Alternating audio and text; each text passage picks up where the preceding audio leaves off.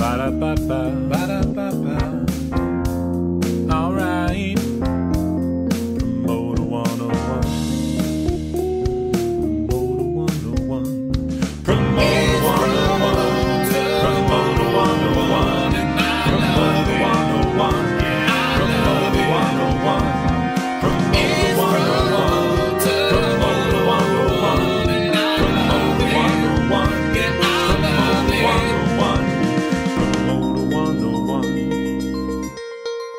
Hey, it's Mary Hilliard-Harrington with Red Light Management. You're listening to Promoter 101. Welcome one and all. Episode 139 of Promoter 101 coming at you today. I'm Luke Pearson, joined as always from Emporium Presents, Mr. Dan Steinberg. Thanks, Luke. We are excited for the week to come because we've got APA's Nashville, Heath Baumhor in the house. Looking forward to that interview. But before then, we're also going to have a war story with Midas Promotions' Michael Hosking, all the way from Singapore, Dan. There should be some interesting tales to tell there. Dude, let's just get right into it. Let's do it.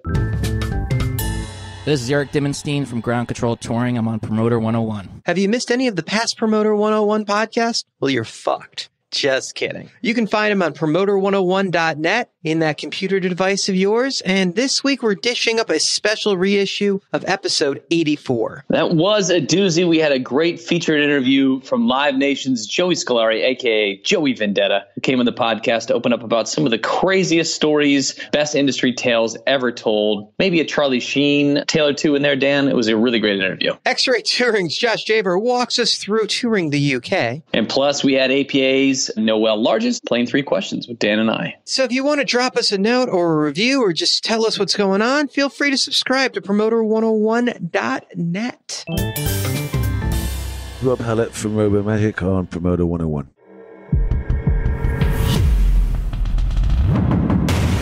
News of the week. So, Luke, you got a little news for us? Just a little? Huh?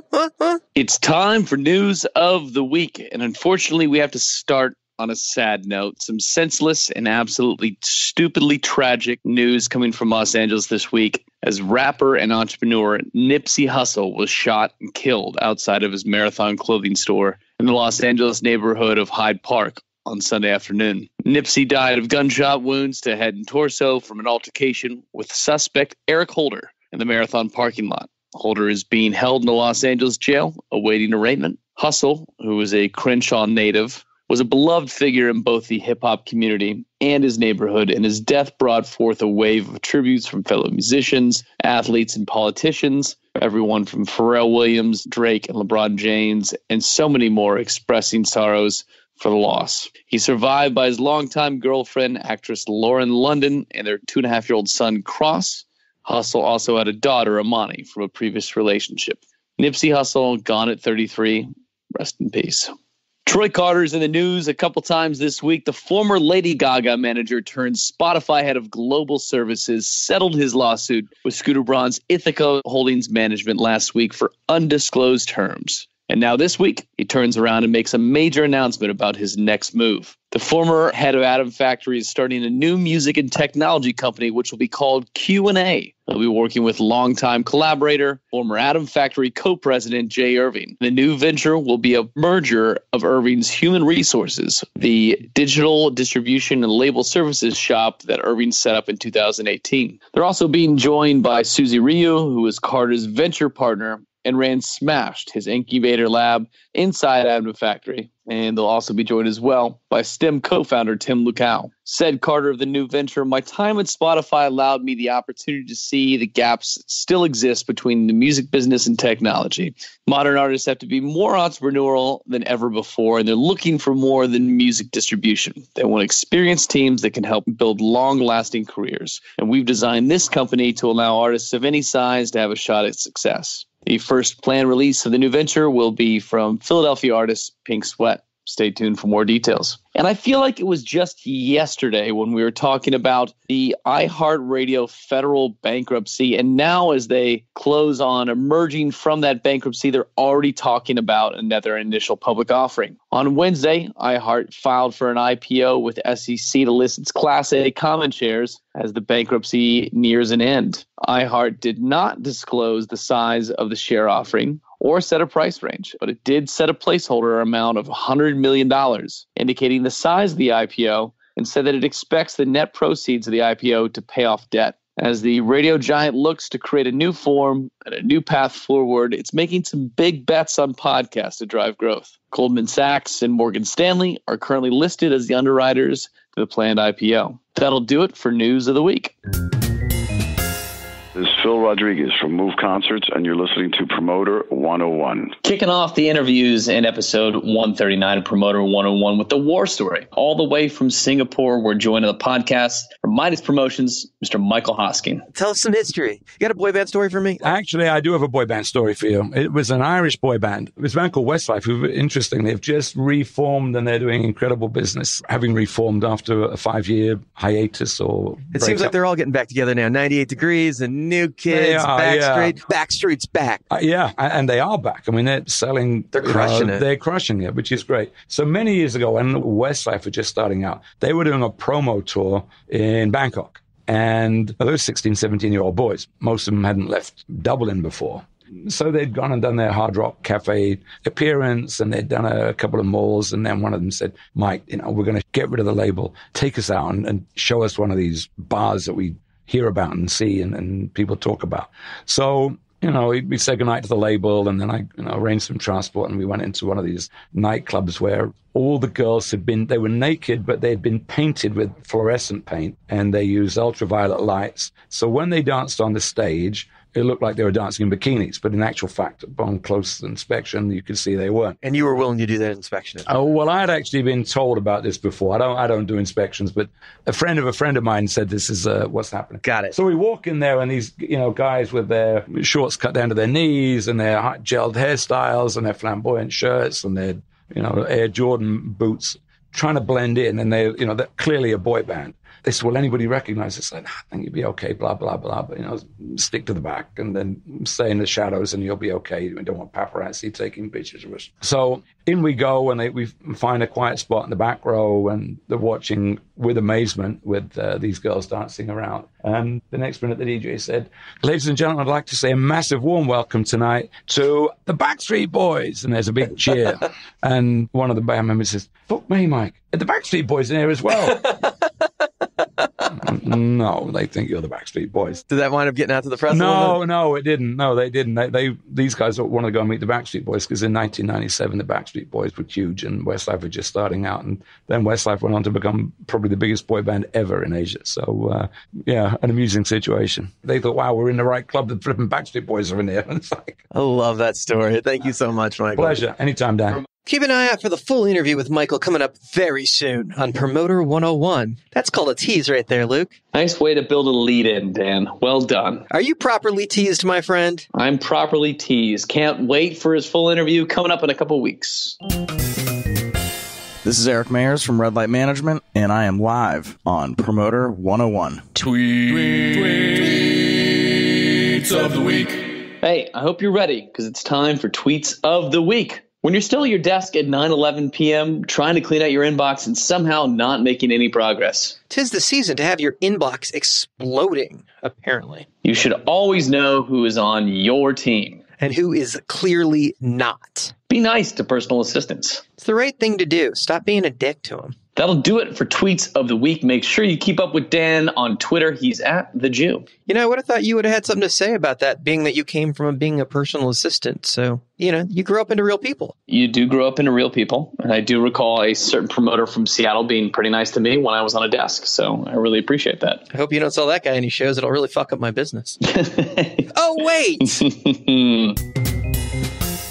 Susan Rosenbluth, Golden Voice, on Promoter 101. In our featured interview on this episode 139 of Promoter 101, we are joined by one of my favorite people in Nashville from APA, the Agency for Performing Arts, Mr. Heath Baumhor. Where does he stack up as far as your favorite people in other cities? Well, Nashville usually gets a jump to the top. Heath is across the board one of my favorite people in the business. Some of the best ears, one of the best hangs. If you ever need to head to a bar and bet on random Mexican minor league baseball games or really just bet on any sports in general, Heath is your guy. He's always around for some action and quite the great hang, in addition to being a great agent as well, too. Hanging out with Heath Baumhor for APA! We're at Polestar Live in beautiful Beverly fucking Hills. Have we properly set the table? Yeah, I think so. I'm glad to be here. This is the first day of Polestar, and looks like everybody's still fresh-faced. The alcohol is not yet to pour, but the bottles are lined up. That's right. We go back a long way. You are the youthful part of APA. You're a senior agent. You bring in cool acts. You kind of have that vibe of like cool Nashville.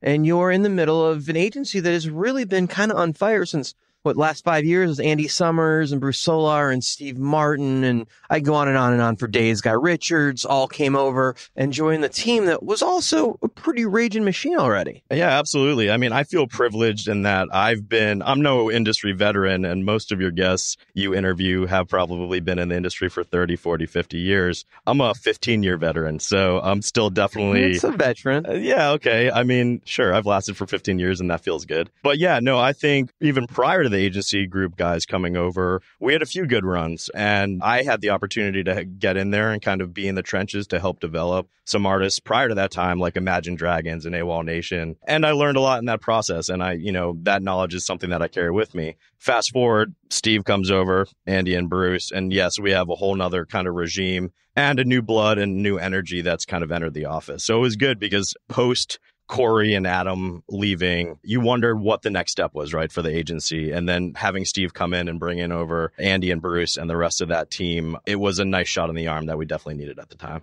We do an amazing amount of business with APA now. It's incredible to me how much business we do with your agency. And obviously some of that is Steve Martin and Andy Summers and Bruce Solar and Guy Richards. But guys that were already there, like yourself and Craig Newman and Frank Wing, also add to what is just a really healthy amount of business. It's like Noelle and Vale and Christina. It's amazing. You guys have a great roster of agents within themselves before you even get to the talent. It's pretty fucking cool. Yeah, it's a great group of individuals, good human beings. And I think we all have that goal of working hard and making money and building careers. And I think that when you take each of us individually, we show a lot of the same qualities in our personalities. You're doing some cooler stuff. I mean, Sublime with Rome is yours. That's a new signing of yours in the last couple of months, right? Yeah, that's a new signing, and it's something that I have the opportunity. It's pretty sexy. It is great. And I have opportunity to work with some other guys in my office on it. It's a great staple band that does good touring business out there. And our goal is to elevate that and to find them some opportunities that maybe they've been missing out on in the last 5 to 10 years.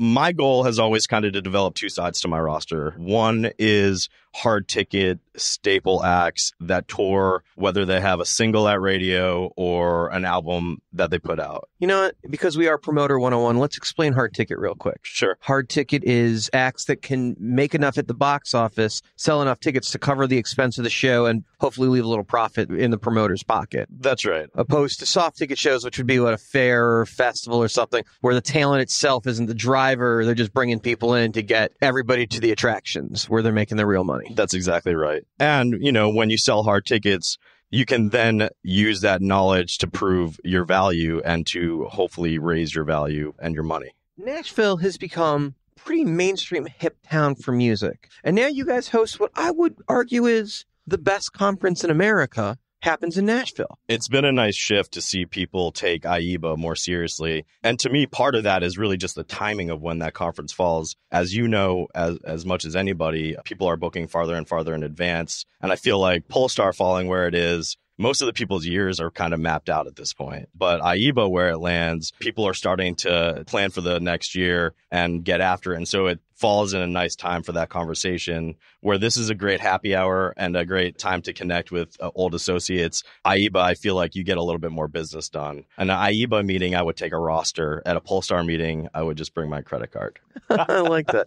Let's talk about some of the other stuff you do. And we get to work on a couple things together that I'm excited about. Brass Against You signed. That's right. Yep. I'm very excited about this band and actually get credit for putting them together with all of you because I found them on the internet first. Oh, nice. Yeah. Okay, cool. Did you not know that? No, I didn't know that you were there. I was having lunch with David Britz. I was like, have you seen this? 2 seconds later, he's emailing the act and he's like in it because it's like he was blown away, as am I. Like, they're amazing. Give us a little taste of what that is because this is really probably going to be a lot of people's first hearing of that act. Yeah, absolutely. But it won't be their last. No, I think it's a very special act and they put on a great show. And essentially, for lack of a better term, they're a brass band that plays Rage Against the Machine, but they also play other protest music. The show is exciting and it's a really great show. And I think that for our vision for it, we see similar trends for some other clients that we've been able to build from hard ticket clubs on up. We think that there's a really high ceiling on where this one can go. You just gotta love the fact that you're just continuing to sign and build your roster. More and more stuff. You're Black Jacket Symphony's agent. You do that with Matt, right? That's correct. Yep. Black Jacket. And, that falls into what I was saying earlier about trying to build a stable of artists that aren't necessarily dictated by a single or by a record label, but can tour successfully and do really great business without that. And Yacht Rock Review is another great example of that. And, Here Come the Mummies is another great example of that. And I feel excited and privileged that I have the opportunity to work with these bands that tour weekend warrior style year round and aren't at the mercy of other folks in the business telling them when or how to tour. Yacht Rock seems like that's really coming on. I had the privilege of working with them in Birmingham and really been impressed with their growth. Yeah, it's really an anomaly, and the band will admit that themselves. We are finally need to start talking about breaking them into the Pacific Northwest. Let's do it. We've been really slow and methodical about how we've been building and developing their markets. And for the band who does so great in the corporate and private event space to go build and develop a new market,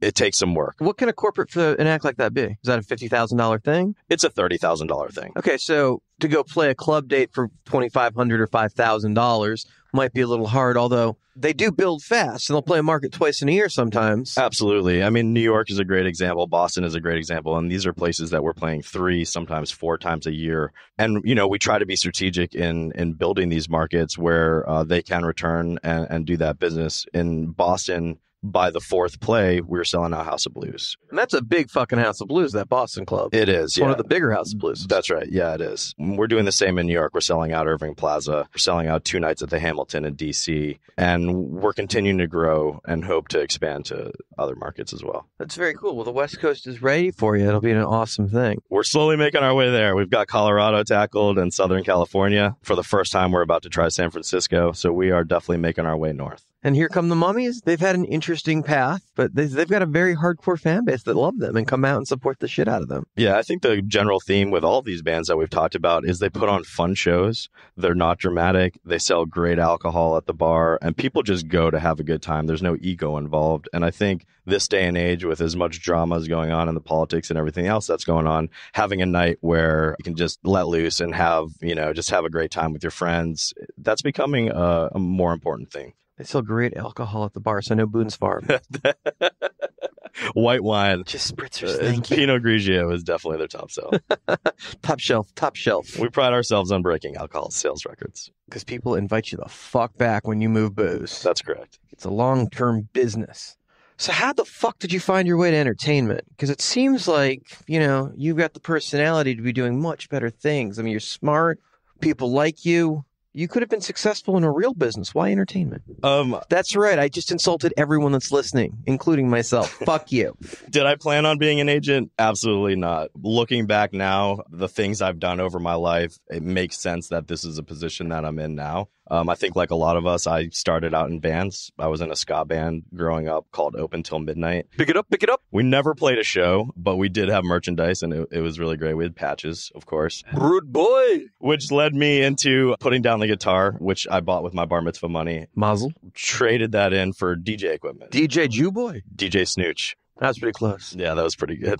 DJ Snooch? Was that like from Snoochie Boochies? Of course it was. Was that really? Yeah, big Kevin Smith fan. Oh, awesome. Yeah. So I did that through high school and college, and I did that with a friend of mine, and I was always the one that was setting up our gigs and making sure we settled at the end of the night and, all the business components. Now, so you're just a stereotype of being the Jewish kid in the band. Of course. Yeah, of course. Absolutely. I was the biz. So doing the DJing, I know that was not the trajectory that I wanted to pursue. I definitely did not want to be a performer. I definitely did not want to be on stage. It was a great time, obviously, in high school and college to be that person, but I liked the business side, and that was the part of it that turned me on. And having done that as a DJ and in a band, I kind of had some knowledge of what went into it, and then getting thrown into the scene, that's when you actually really learn all the lessons. So were you like a wedding DJ, or were you like a nightclub, like rave DJ? I did a couple of weddings, but mostly I was doing like underage clubs, like an arcade that would host like a teen night type thing. So you're like Rob Gordon in High Fidelity. That's right. Yeah, exactly. See what I just did there?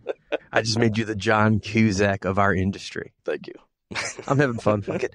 So Nashville in itself is kind of happening. How did you wind up there? Because it's not a big Jewish community. I grew up in New Hampshire, of all places. And Represent? Yep. At the time, the internet was just getting going, and I went to Barnes & Noble and picked up a book on the music industry. You learned the industry by a book? Yeah, right. In the back, there was a list of colleges that had music industry programs. And Okay. Middle Tennessee State University was one of them. It was really the only place I applied because I did not have to audition like Berkeley. With an instrument, I could just focus on the business at MTSU. So I didn't know anybody in the South. I applied to MTSU as an easy get in. I moved down. And So you chose the path of least resistance on how to go to college? Absolutely. Fucking after my own heart. No SATs? I'm in! Yeah, exactly. The community college business school approach. Oh, wait, it's $3,000 a semester? This is great. But no, Murfreesboro MTSU was a great place. And obviously, that's the reason I'm in Middle Tennessee. Had you asked me then, I would have told you I would be in New York. Well, that's where the Jews are. That's where our people are. That's right. But I wouldn't have had it any other way. Nashville's been a great home and a great place to grow. So you guys are on the territorial system at APA. We're kind of a hybrid, actually, at this point. Yeah. There are people that are booking bands you sign in territories, and you're not getting to put the spin on the sale of an act that you believe in sometimes. How do you convey to the territorial agent your message so it gets delivered correctly? I think that's a really tough thing. And I think the way that... I asked you a real question. You weren't ready for that. Yeah, no, I mean, a lot. Yeah, totally. Nobody, I think, is going to be as excited as you are or as knowledgeable as you are about your act in each given market. So our job is to feed our agents enough information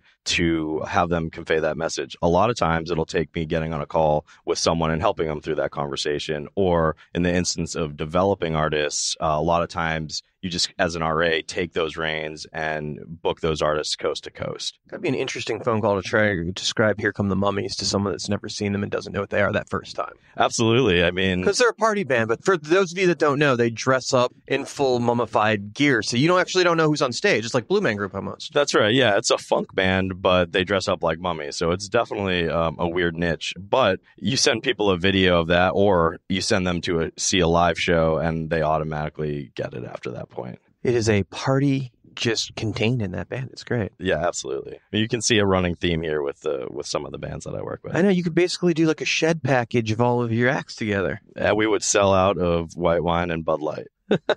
So let's go the other way with this. You also have a territory that you book. That's right. Yep. So when people are bringing you acts, you have the opportunity to book things that maybe you don't like so much. Then you give the opportunity to book Social Distortion, which I know you like. Absolutely. So I don't think it's a problem for you to book Social Distortion if Andy gives you dates to fill because they're fucking Social D. But booking stuff that maybe you're not so excited about or inclined because they weren't the thing that you were excited about and signed to the roster, that's got to be a little harder to like take to buyers and passionately make the pitch on. No, I think, look, at that point, sometimes you have to take the passion out, right? And you look at the square facts. And at the end of the day, an agent is a salesman. And if I'm looking at what the band sold last time in a market and what their ticket prices were and what their gross was, we can talk about what a fair deal would be the next time in the market, whether I'm a fan of that band or not.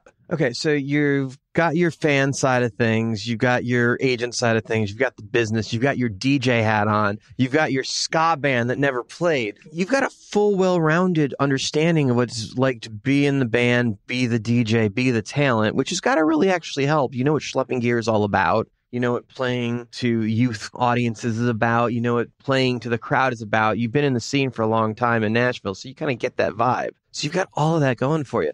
So you must have a firm appreciation what the bands are going through on the road. No, absolutely. I think half the battle is understanding how hard it is for artists out there on the road, and for us in our office trying to do things to make it as easy as possible for them in a very tumultuous situation that is typically touring on the road. I have taken it upon myself to go on van runs and tours with bands. Great way to bond. To bond, yeah, absolutely. Nothing better than smelling somebody's feet that have not showered in 3 days by your head because you're laying across the benches together. You come back from a tour like that and you try to make the mileage in between shows a lot less. Right. 500 miles when you're sitting behind your desk is a different feeling than 500 miles when you're sitting in a 15-passenger van. So I assume because you've been an agent for quite a while, you've had acts depart. Is there a moment where you get used to that after being in the van and bonding with them, that like when you see an act leave? I don't think that you would ever, or anyone would ever get used to that feeling. It's definitely inevitable.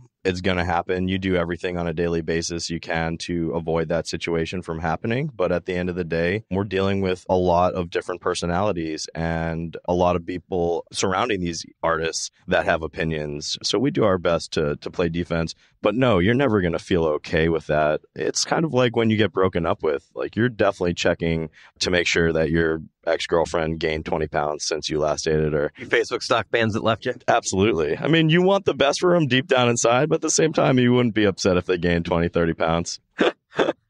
That's awesome. And I imagine you've dropped a couple bands from your side because you've been in the business long enough. Yeah, I definitely have. You know, sometimes it's the best for you personally. Sometimes you feel like it might be the best for the artist. It's tough when you put so much time and effort into building a career to come to a point where you feel like either you're not the right fit or they come to the point where they feel like you're not the right fit. There's just so much that goes into it. It's tough. So I think what a lot of people don't understand is when you're at a major agency, even when you're in an independent agency, but when you're in an agency, you have an investment in an artist. And until they're making a certain amount of money that you're able to commission, you're losing on every date. You have to bring in, let's call it $700 a show on average to cover the overhead for the company. Your salary, the phones, the offices, the assistants, the territorials, what have you, right? So it's probably, I don't know what it is at your agency, but it's probably between $350 and $700, give or take, you know, depending on the size of the agency and what goes into it. So unless you're commissioning a date that's making $7,500,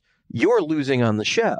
While you're building these $250 support acts, you're losing on every one of those dates until they hopefully turn into Travis Tritt or Sublime with Rome or Straight No Chaser or an Eagles, God forsake, that are doing millions of dollars. Absolutely. It's definitely a gamble and a risk. And I think that's why, number one, you need to be choosy about what artists you're signing and developing so that you're using your time wisely. And then also counterbalancing that with staple artists that you know are going to tour annually and make money and afford you to be able to invest in artists that it may be 3, 4, 5, 10 years before you really see any upside from that. Well, I appreciate you kibitzing with me for a while. Can you give some advice for some of the younger agents and promoters coming up in the business to have some longevity? I think having a healthy balance, not pigeonholing yourself into one niche or another until you find the path that starts to be successful for you. Being patient, and to me, the slow game is, at the end of the day, the way to win this. So you're the turtle, not the hare? Yeah, I feel like just like an artist, the quicker you rise, the quicker you fall, and the slower you grow, the slower you fall. And, you know, my goal is to be sitting here in 30 years with you, having a similar interview, except, you know, at that point, maybe I will have the story of being stuck in Jakarta with Keith Richards or babysitting for B.B. King. At this point, I'm still building those stories, and hopefully some of these artists will be those legends at that time. The slower you go, the slower you burn out. I like that. I think so, yeah. I mean, slow and steady wins the race, right? On top of that, my advice is to be good to people, do good business, to build true relationships, and then surround yourself with people that you enjoy working with. Because from the artist side, the promoter side, the manager side, life's too difficult. This business is too difficult to not enjoy picking up that phone call when it rings. And if you cringe every time you see that number, it's probably not the greatest fit. Ladies and gentlemen, give it up for Heath. Round of applause. This was a treat, and I've really, truly enjoyed this. Thank you for having me. Heath is really on the move in the industry, so I'm going to keep your eye on for sure. For show, buddy. For show. For show, for show. Jim Glancy, Barry Presents on Promoter 101. Hey, you feel like writing us an email to complain? We'll save that email. But if you have something positive to say or something nice, or maybe you want to comment on Luke's many different colored pants, what a great time to write us an email at steiny@promoter101.net. You can reach both of us there. We'll be back next Monday for episode 140 of Promoter 101 at 5 p.m. Pacific, 7 p.m. Central, 8 p.m. in the East. Hope to see you then. Joining us then will be special guest from AEG Asia, Adam Wilkes. Until then, we're wishing you sold-out shows for the weekend to come. Cheers. You know, maybe just this one time your mother could call you. Mom, call your son. It works both ways. Nah, you know what? She gave birth to us. Fuck it, call your mother. Call your mother. Hey, this has been Promoter 101. I'm Dan, that's Luke, and we're out of here. See you next week. Boom. Boom, boom, boom, boom. Hi, this is Scott Perry. You can catch me on Promoter 101 with Dan Steinberg.